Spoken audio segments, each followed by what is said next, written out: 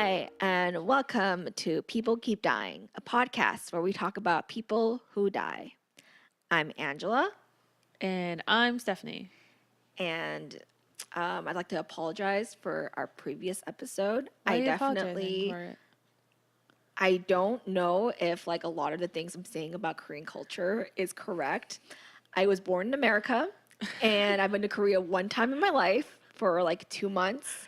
So my views of Korea are obviously not going to be 100% correct. The only thing that you talked about about the divorce thing, I'm not even sure if I was right about that. I mean, it sounds right. It sounds right. It sounds right for Asian culture. I feel like I've heard it from someone before, but I said it with a lot of authority, and then I listened to it, and I'm like, I actually don't know if that's true. I looked it up online, and I don't know still. So I mean, no one talks about it. So I don't think you need to apologize for that, but someone will hopefully correct me someday, maybe. And if not, maybe I'm right. It's okay. It's too wrong. late now.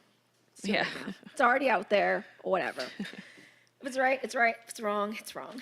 So I'm going to cover a local-ish murder. And I'm actually Oh my gosh, you said local-ish. I bet you it's Local-ish. not even anywhere close to in us. Mississauga, which is And- local-ish. I mean, 1.5 it's hours. It's 2 hours away. 1.5 hours. 1.5 hours away. That's still... That's local-ish. 'Cause Again, it really depends on your would view of consider localism. Toronto local-ish. I would not right? consider Local-ish. Toronto. No. I say local-ish. Local-ish. Okay. So So this localish murder that's not local at all, according it is to me. local-ish. It's a local-ish murder. Okay. The murder in Mississauga. Yeah. So this is the murder of Linda Anderson, and I don't know if you've heard this because it is also it's not recent, but it's like from 2003. So Lisa Anderson. I mean, it's not her real name. Okay. But, Well then, but that's the name that the press used because minors were involved in this incident. so they gave her a fake name. They gave her a fake name. Well, that's just. I mean, So that's even when you look it worse. up on Wikipedia, it's called the murder of Linda Anderson or the bathtub murder. The bathtub murder. So Linda Anderson, born April 15th, 1959, is not a real name of the victim, as this murder happened in Canada where they have very strict underage laws. I think you told me that too. No, they do. But I didn't realize that they would give aliases. I think But- to print it out, because like they can't just be like suspect 1, suspect 2, or it's easier to remember. Yeah, they can. Oh, Because they do. So I mean, it depends. I don't know if like maybe they had to give an alias in like the court documents. Yeah. Like I don't know the situation, so I Yeah. can't attest to like. So what Linda happened. had two daughters with a man who would leave her to raise their children alone. So he left her and took the kids. He left her, and she had the kids. Okay. So he would leave her to raise their own kids sorry. alone. Sorry. Yeah. That was a very confusing statement there. So they lived in a townhouse together in Mississauga, and I feel like Mississauga is close enough to be considered a local-ish murder. Disagree, but whatever. She suffered from alcohol dependency and depression, which I feel is pretty hand in hand.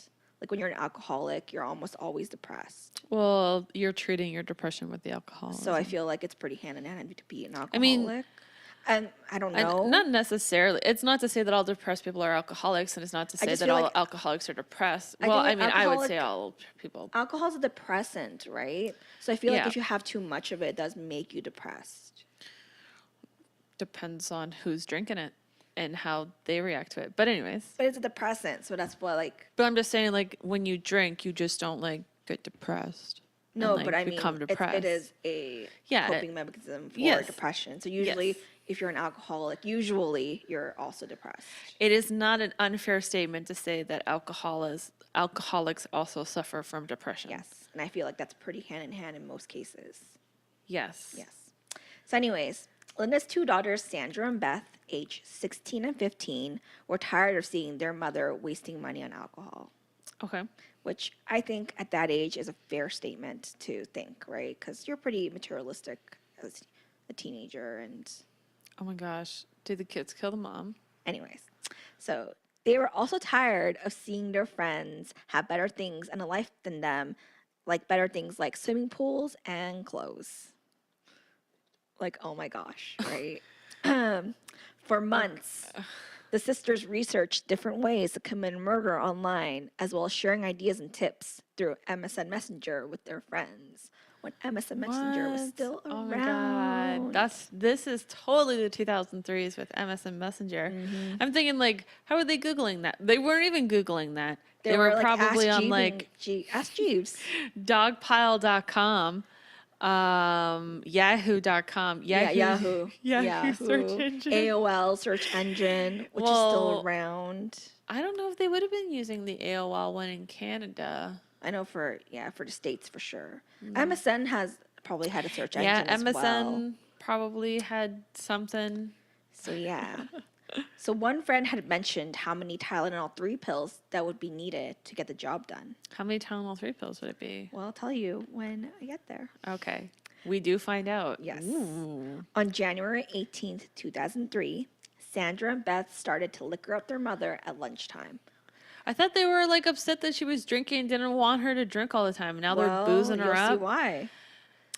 Just to make sure that Linda would be fully incapacitated, the girls also gave Linda 6 Tylenol 3 pills to slow down her heartbeat. Ooh. You know where this is going now. I mean, you shouldn't take Tylenol 3s with alcohol. With alcohol, period. But if you do, then you're basically incapacitated, right? I mean, I don't know. I've never done. So while waiting for the pills and alcohol to fully work, Sandra and Beth conversed with their friends on MSN, one of whom said, well, good luck, wear gloves. So they told their friends? Yeah, because they discussed with their friends how to kill their mom. Oh my gosh. This is teenagers. Like, good luck, wear gloves. Do you think those girls... Did the I other think girls... the girls are joking. You know, like when you're at that age, like you just say dumb shit, and then you're like... But I'm wondering if they were serious, though. You know what I mean? Like the girls were serious? Like the friends. I don't think the friends were serious. I think like at that age... How bad do you think they felt when they woke up the next day and found out that like the one that said wear gloves, do you think that did the girls wear gloves? Do you think that friend was in the courtroom like, yeah, should have fucking didn't say any of this because court documents are all pretty much redacted. Yeah. Damn. So the girls drew their mother a bath, and after getting Linda into the bath, Sandra and Beth began to massage her to get more relaxed, you know? Oh, to get her that's into not the mood. Creepy at all. How often are these?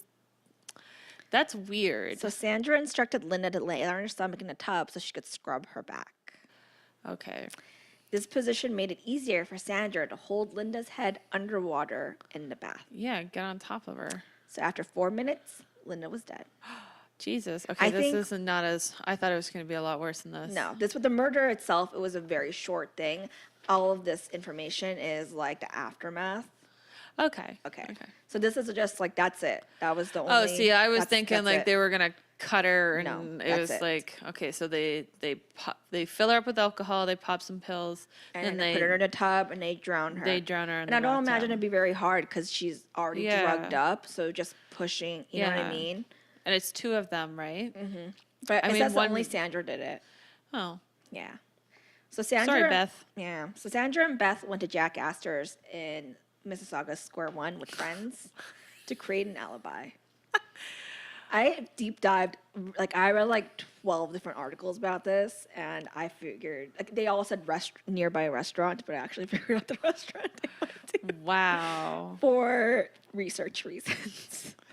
So why do you want to go there? No, I was super curious of what they would be eating. This is so weird. What did you think they had? I'm pretty sure they had like they're teenagers. Nachos? They probably had like burgers and fries or like chicken strips and fries. Some spinach dip for the table. No, spinach dip is like an old person thing. They're too young for that shit. What? Yeah. I was totally ordering spinach dips when I was younger. Yeah. How old are they again? 16 and 15. I mean, I was most definitely ordering spinach dip then. So their fast and unspectacular plan, which is quotes because that's what they said, that they thought like that was going to be how she dies, a fast and unspectacular way. After they executed this plan, they went back home and called 911. Okay. With crocodile tears and an Oscar-worthy performance, which someone wrote in one of the articles, like one of the newspaper articles, was like it's an Oscar-worthy appearance of like the girls just crying and being like, "I think my mom's dead."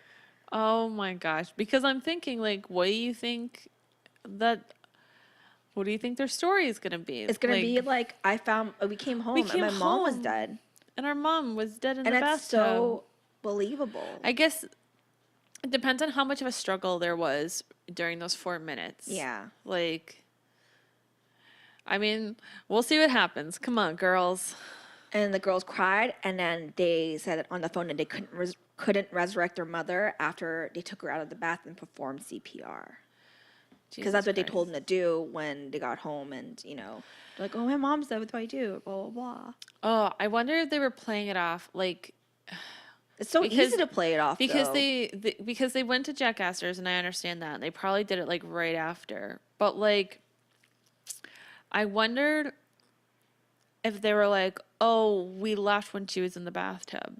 No. Or are they going to be like, we left and then it's easy for them to just be like, I was with friends all day, and then we went to dinner, and then we came home and mom was in the tub and she's dead.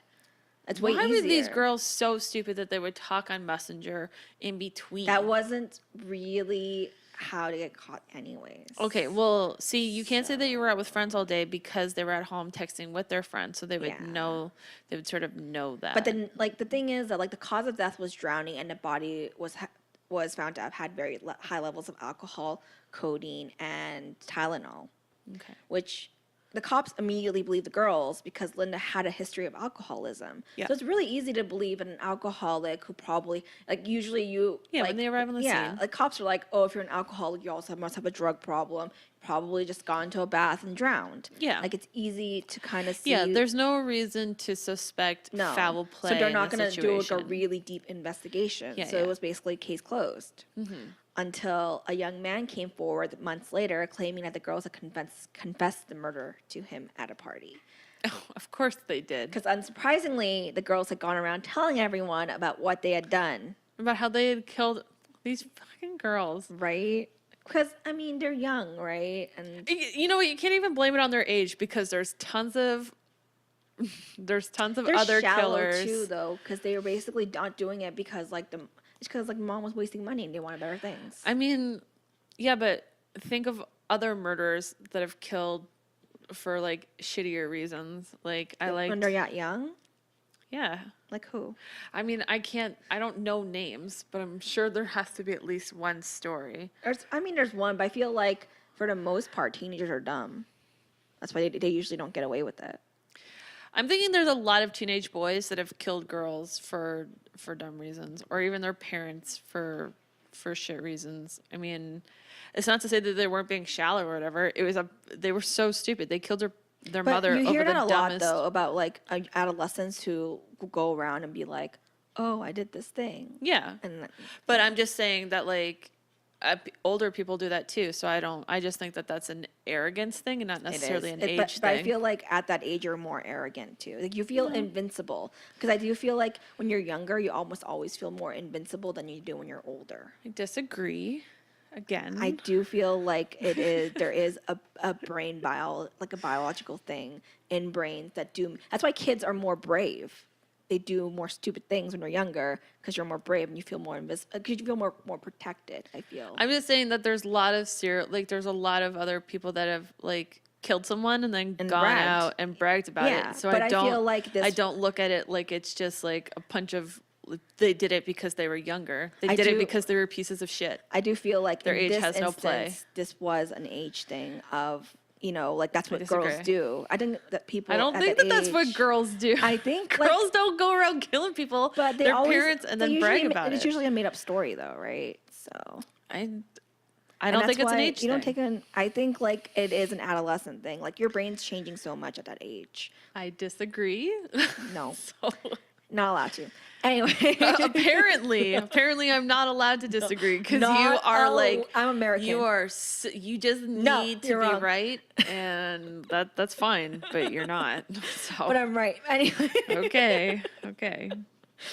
The young man that turned them in was able to get them to admit the crime in a car provided by the police that was rigged with audio and video recording equipment. So he got them to admit it again Okay. while he was hanging out with them. On tape. Because you can't just, and then I think like they needed that proof before they can like dredge up all the online history stuff. And I feel like in 2004, online history stuff was still kind of new. They used to need warrants, right? Yeah, you need to have a warrant, and in order to get a warrant, you have to have reasonable doubt, right? Or and reasonable suspicion, or I don't fucking know what you need. On January 21st, 2004, a year after the murder, the girls were arrested and convicted of first-degree murder. Took a whole year. Since they were both minors, they both received 10 years, which they did not serve all of. On 2009, which is 5 years later, Sandra, the older sister, was released. She was 22, 21, 21, 21. And Beth was released in 2010, a year after her, so she would have also been the same age when she was released. 21. As she was initially denied her early release because she needed more counseling. Sorry, what? She was... Because that's how Sandra got out. Sandra got out because they said that, like, the counseling really worked and she was a model citizen and, like, they think that she's going to do So really she did well. 5 years of counseling and therapy and now she's okay, she can leave. Yeah. Okay. And Beth was 6 years. And so Beth needed an extra year. Yeah. I mean, possible. They were not allowed to communicate with each other while in prison. At all? No, they weren't Okay, because I was thinking that they needed that extra year with Beth because they were too close and they needed to separate them. And I have a lot more information on Sandra and what she's been up to, but there's nothing on Beth, the younger sister. Probably because she's done nothing. So they're both released to a halfway house at the time of their release. Since they are both minors at the time of the murder, their identities will be protected under Canadian law. It is because of this law that Linda's identity will also be kept a secret, which would make it too easy to identify the girls. Which is why there's so little known about Linda's life. So we don't know, like, really anything besides. We don't know what she did. Like, there's no other information about her besides the fact that she was murdered by her daughters. Yeah. So after her release, Sandra was accepted to the University of Waterloo with a $2,000 scholarship. She took online courses for Waterloo from her halfway house in Barrie, Ontario. Awesome. She is allowed to take some field trips, but under no circumstances allowed to touch drugs or alcohol. Probably. The court said that Sandra is... Ooh, why? What do you mean? Well, I mean... Probably because she's a felon. She's a felon, so she's not allowed to. Let's see. The court said that Sandra is exceptionally intelligent and earned the privilege of early release. During her time as a student, she argued that the conditions against socializing and having to get permission a week in advance from her probation officer for school activities has negatively affected her reintegration into society. She said, You're taking online courses, girl. Nah. Well, at Hard this pass. point, I think in the beginning she was taking online courses, but after that she did have her own apartment and moved closer to Waterloo University. And she said, I'm not a sex offender. I don't understand the justification behind this. Being able to socialize with my peers is a very important part of my integration. What does the sex offender thing have to... She's saying that because she's not a sex offender, she doesn't understand why she'd be a danger to the rest of the students and why she has to have so many restrictions. Because you killed your mom. So far, I haven't been able to do so, being able to reintegrate into society properly because of all these restrictions put on her. But what exactly are the restrictions? That she can't do drugs? That she can't look. Oh, so this came up when she was denied permission to attend a Frosh Week toga party.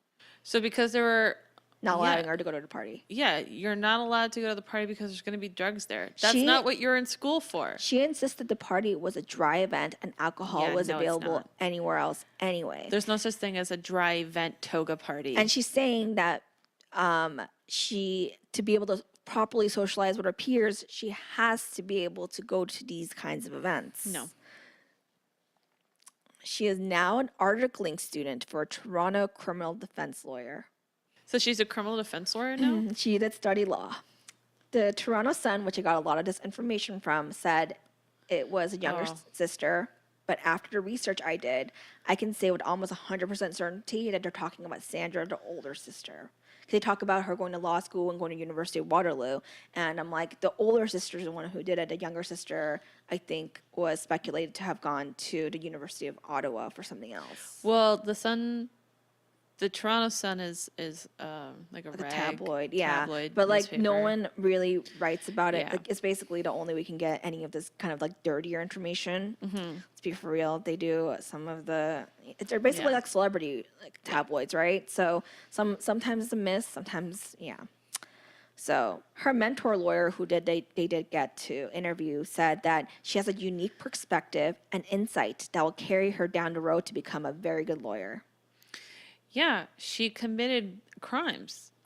Like, and her and her sister absolutely deserve a second chance, as everyone does. While many people will go in a different direction and fall into a well of despair, she has finished law school. She's very studious. She seems perfectly normal to me. The murder is in her past and remains in her past. You know, it's very possible. Yes. But it's also just like, but you don't get to act like it never happened. Well, Sandra must disclose her criminal conviction to the Law Society of Ontario and undergo a good character hearing before she can practice law. Yes. Not much can be found about Beth, the younger sister. She served an extra year more than Sandra and is said to have possibly went to school at the University of Ottawa, but that's just speculation. And there is speculation that she also changed her name, whereas Sandra apparently didn't change her name. But because her name wasn't released in the press, I guess there's not as much of a danger of worrying about it. Yeah, but at the same time, she may have changed her name because the real name, like, to get away from her friends. Yeah. Like, people knew who she was. Like, her people who went to just school because, with them like, would know what happened. Just because knew I don't know what her name is now, like, looking back 20 years in the past, like, oh, what happened, doesn't mean that other people that were around in that time don't still know her. So all to the girl to change her name and move on with her life.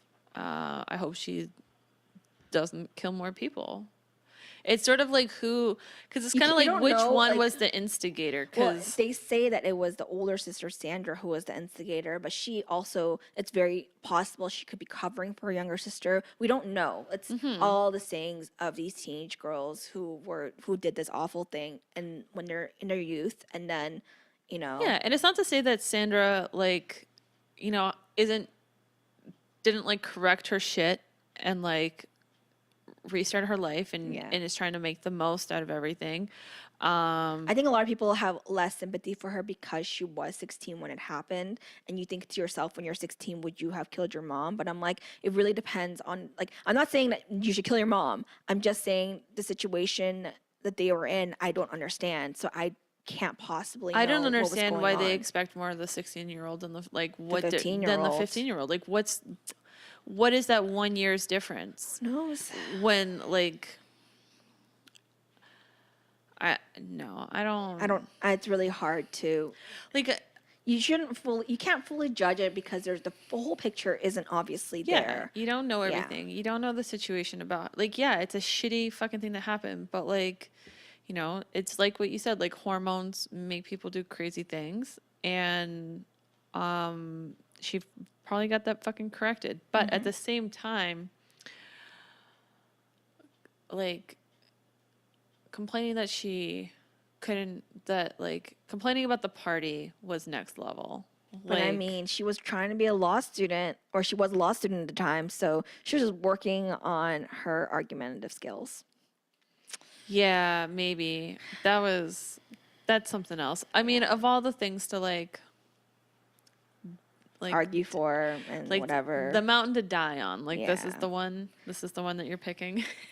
But there's probably more, and it just wasn't as interesting as the one, and that's why it didn't show up on the news. She probably fought for a lot of random things that maybe she wanted to sell. Who knows, Yeah, and it's also, I'm surprised that Sandra hasn't changed her name, because it sort of seems like, I mean, if someone's going to Google her real name now, I mean, maybe it's possible. Like, but maybe she's not, like, she's owned to her past is also possible too. So she's not, like, I'm not saying she's not ashamed of it, but she's owned to her past and it's a part of her. So, yeah.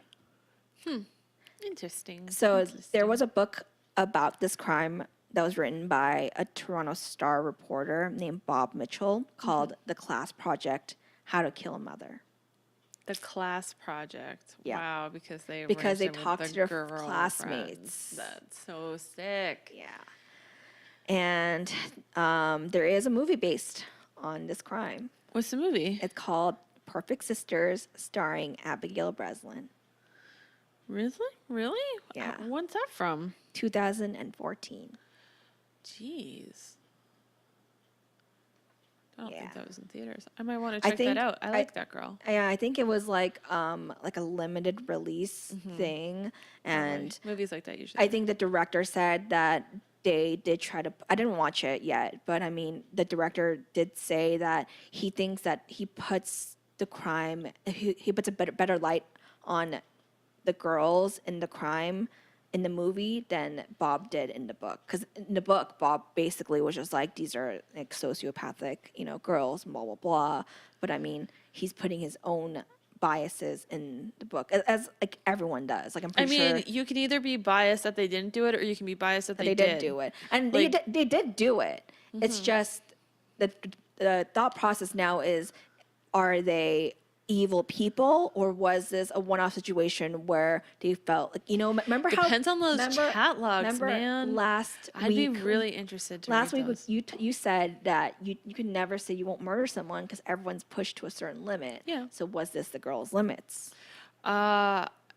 I really hope not. It was, though. I really they hope murder their mom. Yeah, they murder their mom. I hope that wasn't where their limit was they didn't have a pool and some nice clothing. Because at that point, if that's their limit, then no, that bitch should not be in law school.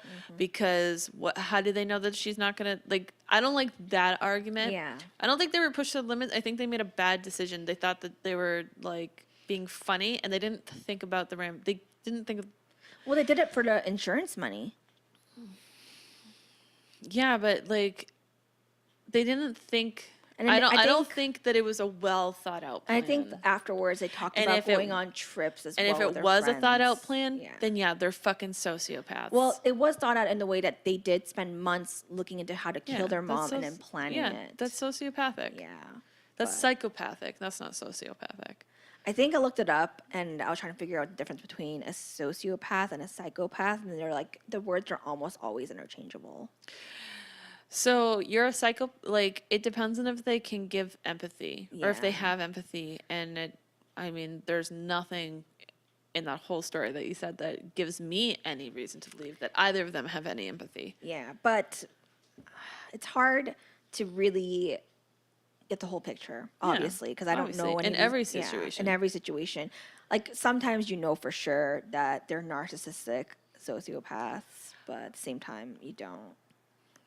I don't get that feeling from them. I'm just saying that some people. I get a very strong feeling of narcissism and psychopathy. Yeah. And even being they could be a psychopath and a sociopath. Yeah. But no, they were definitely troubled for sure. They were definitely because they thought about it for a very long time. They joked about it with their friends. The friends are also a concern of mine, but maybe they also thought that it was just a joke. But it was a morbid joke. Could you just think about sitting around for months with with these two sisters that just are always talking about how they're gonna kill their mom? I can't even recall a time where anyone ever said that they wanted to kill their parents, let alone plan it out with me. I didn't really live, obviously their community but was would you find that different. I don't know. It really depends, because I hung out with a lot of goth kids, and that's what we we didn't talk about it, but it was it's normal to think really dark thoughts. Think dark thoughts to start planning on a murder, though? Not plan. I don't think it's the planning of the murder. I don't know if the friends saw it as planning as comparison to girls did. Maybe they just thought they were joking, but who knows what the friends were thinking, because it's not like they interviewed them. Yeah, that we know of. Yeah, and if they did, it didn't. During the courts, I'm pretty sure that they were probably brought in, because they had there's no way that the friends didn't have to testify. It just sort of sounds like a bunch of spoiled girls that like who probably lived in like a neighborhood where everyone had more money than them or something, and possibly their friends had more money, and then they probably just like watched something on TV, or they just I don't know. That's and how weird it is to think that like they would have totally gotten away with it if they didn't say anything to anyone. Yeah, that's the thing, is that they couldn't keep their mouth shut. And they probably could have gotten away with it, but it's... For sure. They were basically in the clear until that guy came and then was like, no, I heard these girls talk about it. And how soon after? That was a couple months? That was a few months later. So they, like, I think it was like... Well, good for that guy. Yeah. At least he had some sense. He stuck his neck out and, the other friends sure as shit. No, because the thing is, like, it also makes them look suspicious, too, because they're in those chats probably being like, oh, wear gloves or whatever. And it's like... Yeah, but who the fuck cares? I would have been like the very next day going to the police cops. And been like, hey, I was in this conversation. I didn't think she was actually going to do it. You're not going to get charged for saying wear gloves. Like, but I'm sure that there was a lot of fear about being scared. Yeah. But or you don't want to be a snitch, which is like a thing now in high school, or was and still is. I mean, who knows? Would you rather be a snitch or a murderer? Who would you rather be friends with? But that's my own. That's your easy, But I understand being scared and not wanting to get in trouble with the police, and maybe being scared, but at the same time, bitches just killed their mom. Yeah. That's fucking weird. Crazy. But when I read it, I thought it was so crazy that it was in Canada. Yeah, that's I've never heard of them. That was great. I like it when it's things that I've never heard. I really thought like they were gonna like cut her up in the bathtub. I think at that point, if they cut her up, I would have been like, they should not be out of jail. Yes. I always feel like there's that like that line of like you murder someone and then you're like, but then if you go through the extra measures of like cutting up the body and disposing of it, then that's like I can't. That's like I don't know. Like, I don't know why that's the line. Went to the movies and then put on this big show. It's just like that right there is just next level. Well, they had an alibi if they went to dinner with their friends. I know. So. Wow. All right. So today, I'm gonna go back to my roots and I'm gonna talk about an older story. And today we're going to talk about some popes and the Catholic Church. Okay, so popes have been around for like 2,000 years. And basically, so the Catholic Church teaches that Jesus appointed Peter as the head of the church forever ago. And then the first pope was basically Peter's successor. Mm-hmm. There's a lot of popes, obviously, because it's been 2,000 years, and there's stories for each and every one of them because we started tracking our history and writing it down, and they were important people, and so they have stories for all of them. But for sure, they wouldn't write down like all the shitty things that they would have done either. Yes, they did. They did? Yes. Because I was thinking to say, victors are usually the ones who write history. So. Yes, but the victor changes every once in a while because there's a lot of popes, and so another pope will come in and they'll just rewrite history. And so shit was written and then shit gets unwritten and then shit gets written again, and you're going to hear all about that in the story. So some popes would reign for decades and some would only reign for like a few days, but even though there was so many popes and so many stories, I'm only going to talk to you about a few today. And it's it's about one pope ultimately, but there's a lot of popes to get us there. So in the city of Rome, in 896 was a mess. The Roman Empire had collapsed not that long ago, and there was a massive power vacuum in Europe with a lot of power struggles there's a lot of power struggles in Italy, and then more specifically, a lot of power struggles in Rome, because if you controlled Rome, essentially you controlled everything else. And people were just fighting their way in to be able to control Rome.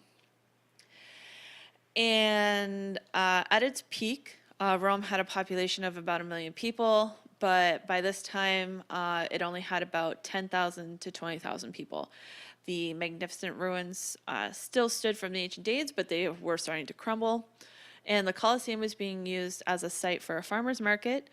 Shepherds would be grazing their flocks in the Forum. Bandits roamed the countryside, as well as Muslim That must raiders. be like the most beautiful farmer's market. Yes, right? Oh Because my it's so God. big. And I'm just like trying to think of like, Outdoors. It must be, and it'd be so bustling, and it'd be so. I wonder, it's not a farmer's market anymore. it's not a farmer's market anymore, obviously. be But so there also cool. wasn't a lot of people there because like, it's only 1 million, right? No, at no. the peak, so it was a 10. Like, no, so like back when it was like the Grand Roman Empire, they had 1 million people. But now they only had 10,000, 10 to yeah, so 20,000. it wouldn't even be. Yeah, there was like nothing. That's how dilapidated everything was. Like there really wasn't much there. But it was still like the Holy Land. Like Yeah, it's that's still, true. I wonder how Rome became the Holy Land. White men decided. Yeah, just Rome. Yeah, it's where all of like white history I guess that's where comes from. church, because it's a Roman Catholic church, so I guess that's where it started. Yes. Yeah, that's what you say, Yeah. a Roman Catholic church. Yeah, So Peter yeah. started it. Anyways, people were dreaming about recreating the empire somehow, because that's all anybody wanted to do is just recreate the Roman Empire. It's the big goal. I mean, we met some of those people in our earliest episode with Lysander and Cyrus. Which was, what year was that? Forever ago. I know, Doesn't I matter. don't remember any from. Sorry. So Charlemagne, or Charles the Great, or also known as King Charles I, had been crowned emperor of Rome by the Pope at the time in exchange for protecting the church, because the church was basically like, hey, you know what? If you protect us, we will say you're emperor. And so Charlemagne was like, well, I want to be the Roman emperor, so I'll protect you. And he was able to briefly reunite Europe, and he was hailed as the Roman Empire reborn. But soon after, he dies, and the empire begins to crumble again. That's a really beautiful name, by the way, Charlemagne. Charlemagne. I like that. Like, you kept saying it, and then it sounds really pretty. See, I think it's Charlemagne. I think it sounds really pretty. Better than Charles. Like, Charles is such a boring name. Charlemagne's such a pretty name.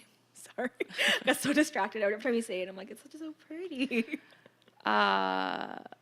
So because king after king was fighting to be crowned emperor, because like they wanted to rule Rome and all the kingdoms around us, but the Pope was the only one that was able to give the power to say like, you are the emperor of Rome. Here's your crown.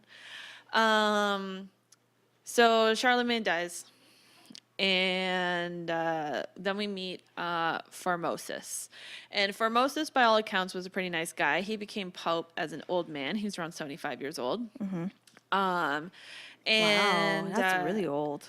Yes. During that time? Well, it's also not Witchcraft? as, there's a little bit more older people going on at this time. Because, like, it's like old pope guys. Like, they're all old, right? Yeah, but I wonder how do you like live that long? Because Well, back in that time, they did used to live hundreds of years. Well, I mean, in the Bible they did, but I mean, they lived like 600 years, and that seemed kind of. Yeah, but even at this time, they were still living like hundreds of, like 100, 200 years. Yeah. I according to the Bible, That's true. and all this shit. So, well, I mean, at least close to 100, because there's a couple other people that are in their 70s and 80s, 90s. So, wonder what their secret was. Wash your hands. They washed their Pedophilia? hands. That's what you're saying right now. Maybe they washed their hands. I don't know. Praying to God is what got them to their old age. So he becomes pope as an old man. He was around 75, and he fought the Germanic rulers of the Northern Europe and Italy. Sorry, he fought Germanic rulers in Northern Europe and Italy, and but he also had to do some normal administration Pope stuff, like signing up new priests, appointing new bishops, and so on. And the time came for Formosus to crown a new emperor, and he decides to crown a local ruler who is the king of Spoleto, and he becomes the new emperor of Rome. But then that dude dies real soon after, and he's gone. Couple of days. Yeah, it was like real quick. And so Formosus is like, okay, my local options suck because these Spoletos are a little crazy and they're real pissed off that their king just died, and like war is brewing all over the place, and there really isn't any like good options. So he's like, I don't like these new co-emperors over in Spoleto. They like, they're not nice people. I don't want them to rule Rome. So we are going to need to expand out. And he reaches out to the last living heir of Charlemagne. It's like, hey, Arnulf, listen, you want to be the Roman Empire, the Roman emperor? And dude's like, hells yeah, because like, why wouldn't you want to be? Yeah. And so Arnulf like gets all of his shit and he marches into Rome and he kicks out all the Spoleto troops. He gets crowned emperor and then he fucks off. Oh my God. Well, he just leaves? Not necessarily. So basically he like goes to kind of like fight and then to like pursue more into Rome. But he suffers a stroke. But other people said that he was possibly poisoned by the Spoletos. But he suffers a stroke, and so he dicks off to Bavaria and spends the rest of his time there. And during his little trip over to Bavaria until he dies, more war rages and power struggles rage on. They didn't, and it took a while for them to get a new emperor in there. Formosus remained pope for another 5 years before he ended up passing away. And then after he dies, there's a whole bunch of riots in Rome because, well, now they have to get a new pope. They don't have an emperor. What's going to happen? So naming new popes was still really messy because they hadn't nailed down a formal procedure yet for doing it. And out of all the chaos, somehow this dude named Boniface VI becomes pope. And this guy is a fucking piece of work. Like, I don't understand how he got voted in. Did he look like Bono? No, he didn't live with Bono. So first of all, he's 90 years old. Oh my God. And he's sick as shit. And also, as a nice little kicker, he had previously been kicked out of the church, not once, but twice, for reasons that are now lost to history. But I presume he was shoving his holy dick into the wrong people. Oh, so it's like now. Well, we get to that. So, and it's just kind of like, this is who you voted in. Like, this is who you voted. Like, they this don't even know 90-year-old. How did they not have better options? Who else was, like, anyways, so this old dude. Think about how awful the other options must have been that they voted him in. Well. But I say that, and look at us now. It was just all of the bunch of trash, just a bunch of wars going on. There really wasn't a lot of good options. So Boniface VI becomes pope. But it didn't matter because 2 weeks later he dies, and that made him the second shortest reigning pope in the history of the church. He lasted 2 weeks. It's just like, the dude was on his deathbed when you brought him in. That was on purpose. They just wanted it like a couple of days. That wasn't the one that they did on purpose. The purposeful one comes later. So, Boniface becomes the shortest reigning pope. And a few years later, a council would be held, and they voted to strike his name from the list of official popes of Rome. But he was there for 2 weeks. Probably because he was a pedophile, and so they struck his name from it. Then they erased all the history because the Catholic Church is about to start having some bad press. Lots of bad press. And they continue to. Well, yes, they continue to, but they started getting I shouldn't say that all of the stuff that's going on now is ramifications because of what happened, because I'm sure that stuff was clearly happening before, as Boniface most likely had been removed. I'm so sad. Like, I was really hoping that this was like a newer problem but then it's like from the fucking beginning. Get-go. That's really. So, next up for Popehood, we've got Stephen VI. And Stephen was the son of a priest, and he was also really close with the rulers of Spoleto. And they used their influence to make him their puppet pope because they were still pissed off about the first guy that died too early, and then Formosus not like making another Spoleto king ruler. And they were like, hey, we want to rule. So they were over there trying to get their power, but there was a problem because you see, the Catholic Church has certain rules, and one of the sacred rules is that bishops can't move from one jurisdiction to another and move up. So I think you have to like stay within your jurisdiction if you become a bishop.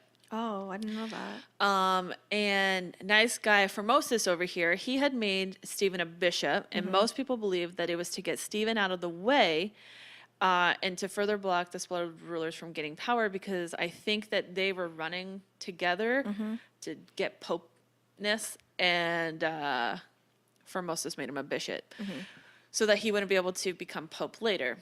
All speculation, probably not. He was probably a really good bishop, but who knows? But with Formosus, he stayed alive. Who? The guy. That's like what they had him for, right? Stephen? Yeah, Stephen. Stephen? Only has Yes. to live longer than 2 weeks, and that's all they need him for. Yes, he just needs to live a little bit so that they can make an empire, an emperor. So, with Formosus dead and Boniface dead, now they need a new pope, and the Spoleto guys want Stephen to be pope. But how can they do that without violating one of the church's most sacred rules? Of no moving around. They moving up. Yes. Yes. Well, they decide the easiest and most efficient and most valid way is to invalidate all of Formosus' appointments. But how are you going to be able to do that? You have to put them on trial. So, Stephen VI puts together a special council called a synod and then puts Formosus on trial. But if you've forgotten, dude's dead. So what do? They go and they dig up his corpse. Oh. They dress him up in his papal clothing, like his pope garment, all dressed up to the nines. They prop him up in a chair. They appoint a church official as his defense lawyer. Good. And then they put him on trial. Good. And he is accused of breaking the rules because, in fact, Formosus himself was a bishop who moved up into becoming pope. So technically, he broke his own commandment. And he was also charged with being too ambitious. And as you can imagine, he didn't develop himself very well. He just couldn't speak for himself. Well, he didn't have to speak for himself because they had the church official speak for him. He couldn't stand on his own 2 feet. No, he just sat there. So the trial was bizarre and crazy. And at one point, an earthquake hit and destroyed the church where the trial was being held. And it even killed several of the people in the building that were there for the trial. But the townspeople saw it as a sign of God's anger. They were like, God is angry at us for what we're doing. We need to wrap this shit up. They needed an earthquake to tell them what they're doing was wrong. Well, I mean, they didn't have a body. Yeah. And just come on. No common sense. So they demanded the trial be ended, the townsfolk, and they're just like, you need to speed this shit up. And so they find him guilty, of course. And so they take his corpse and they strip him of all his beautiful clothing and they dress him in peasant rags. Oh my God. And then they cut off 3 fingers that he used in the blessings. And he was reburied in a tiny, humble, non-popey grave. Those just poor a little fingers. little What did they do peasant. with those fingers? They threw them away because they were like, He's give not blessed. His fingers a proper He doesn't. burial. Yeah. No, they didn't give the fingers proper burial. But soon after, poor Formosus, who I mean, at this point has just been through a time. I don't even understand how he was being held together. And then someone digs him up out of his shitty little grave and throws him in the fucking river. Oh my God. And then some poor little hermit living in a cave by the water discovers this corpse floating on the river, fishes him out, and then the people of the surrounding village believe that his corpse is performing miracles and the water has been blessed. And just to, make it any more weirder of a story, they keep him around town like he's a little attraction because his corpse is performing miracles. He's healing people as they touch him. And, but eventually his corpse is is buried. As a peasant, he did way more for this village than he was alive. So well, no, he was a good person. Like I think he did a good job as Pope. So he eventually gets buried for good. They eventually take him from this town. but he wasn't healing people when he was alive. No. So And they bury him with honors along some other popes. okay. So now with Formosus condemned and all of his appointments are condemned, so now all of his appointments become invalidated, including all the priests and bishops that he had appointed and all the agreements he made. The Spoletos are now able to get Stephen in as pope, and What they a do. boring name. Yeah, for that time. Stephen the Sixth. Not Charlemagne. No. Fucking Stephen. Boring name. However, the insane spectacle of the trial, now being referred to as the Cadaver Synod, had turned most of the population against Stephen, and so then he was dragged out of the palace and tossed in prison. Mm-hmm. And then he was strangled to death by some peasant people, which is kind of sad when you think about it, because like he really was more of a puppet for other people, and he only lasted like just over a year. But he didn't have a chance with that kind of name. He didn't have a chance. Yeah. Thanks. My name is Stephanie. No, I which mean, is like. Were you? Or do you live in the 900s? No, you need a special name. Okay, my name came from there. Like Bono face. I mean.